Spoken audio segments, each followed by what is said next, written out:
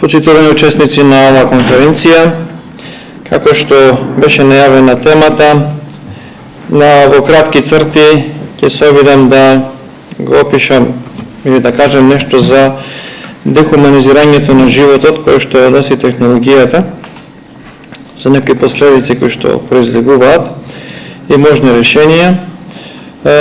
Се разбира, може малку да звучи негативно моето излагање, но не е тоа целта на моето излагање.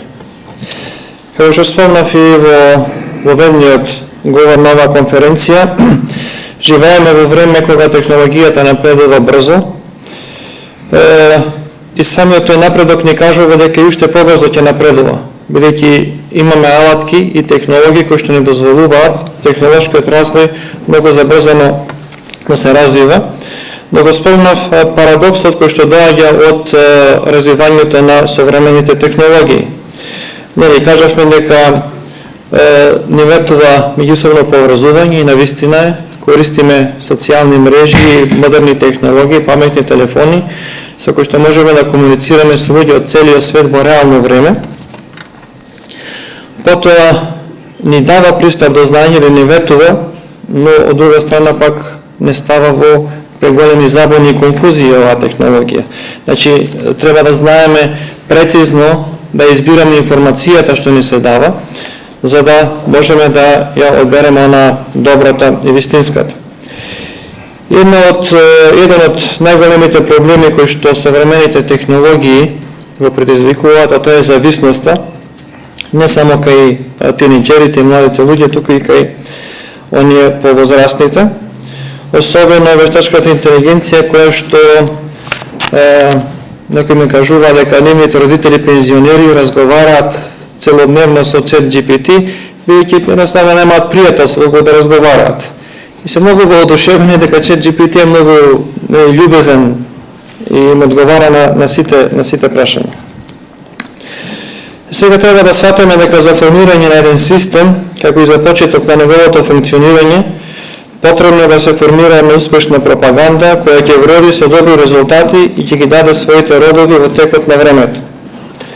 За разлика од минатото кога човекот можеше да направи избор од различните производи или од различните политички партии, преку денешниот технолошки систем сите варијанти се дел од истиот систем. Пропагандата на технолошкиот систем не се основа на напорот да промени некој мислење или убедување, туку на она што предпоставува губење на рефлексите, на отуѓување на мислењето до таа мера да не постои лично размислување. Капацитетот на современите технологии да влијаат на посвеста на човекот е воодушевувачки. Популярноста на современите технологии доаѓа токму од пропагандата која креаторите на истите ја создаваат. Човекот лесно ги прифаќа новите технологии, не забележувајќи дека брзо станал само еден лајк или една цифра на рейтингот. Човекот не забележува дека неговото мислење е суспендирано и лесно ги впива во неговиот ум информациите кои му се сервираат, без критички да ги анализира со сопствениот разум. Се што човекот прима од страна на технологијата, а не поминува низ филтерот на неговиот разум, станува дел од неговото мислење и живот, дел од веќе вештачката интегрирана реалност. Вистината и лагата се измешани, не се знае што е реално и што е лажно. Секој што се противи на користењето на новите технологии и критички се ориентира кон нив е етикетиран како ретрограден, фундаменталист и така натаму. Прекомерната стимулација го еродира капацитетот на личното и критичното размислување. Еден човек кој е постојано поврзан на технолошки медиуми, пренатрупан со информации, нема време да биде со самиот себе, да развие сопствено мислење. Прекомерната информација која постојано се прима без расудување, произведува отуѓување.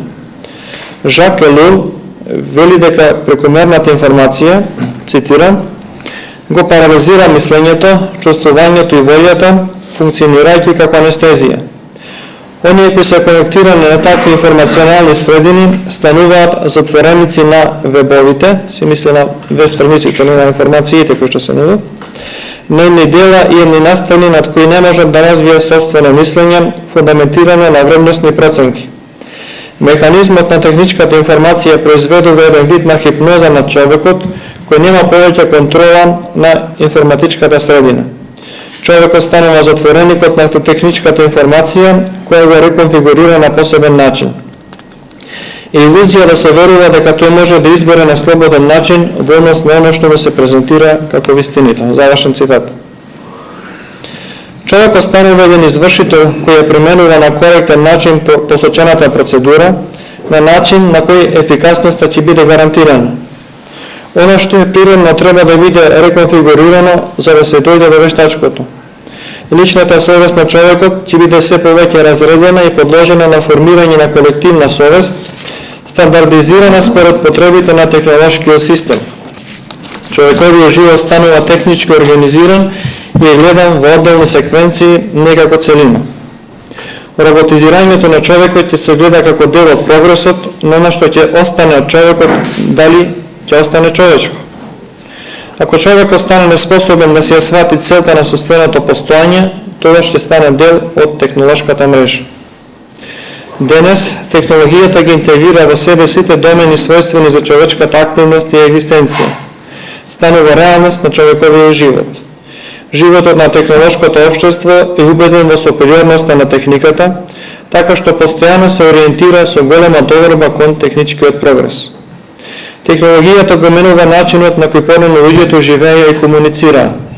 Денес луѓето се поретко се гледаат во лице, се сретнуваат спонтано и површно во нивните односи, споделуваат помалку работи и се помалку прават заеднички работи. Се прави на брзина, јадењето, мислењето, работата, па дури и релаксирањето. Се прави под вештачката наметната власт на технолошката средина.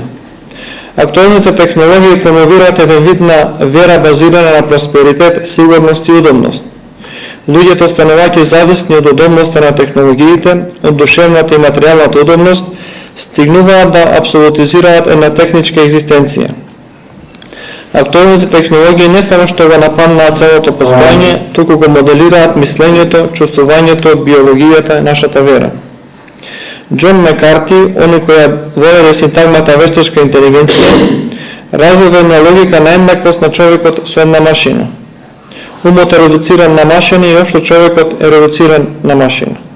Сепак, интелигенцијата на една машина не подразбира и разумно размислување. Од друга страна, сите задачи му ги доверуваме на компјутерот, така да тој сноси сета одговорност за резултатите. На овој начин се губи уникатноста на човекот.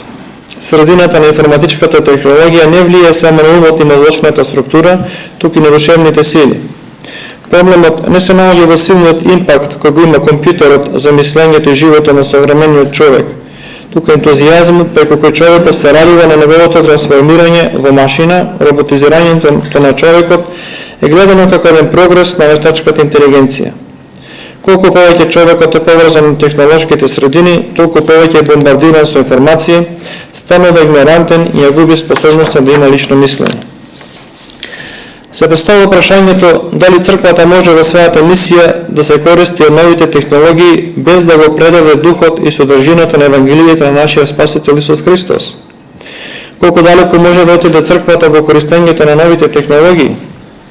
Може ли да направи импакт според бројот на лајкови, сондажи или гледање, визуализирање? Ова се прашања кои треба да ги истражиме и да ги одговориме.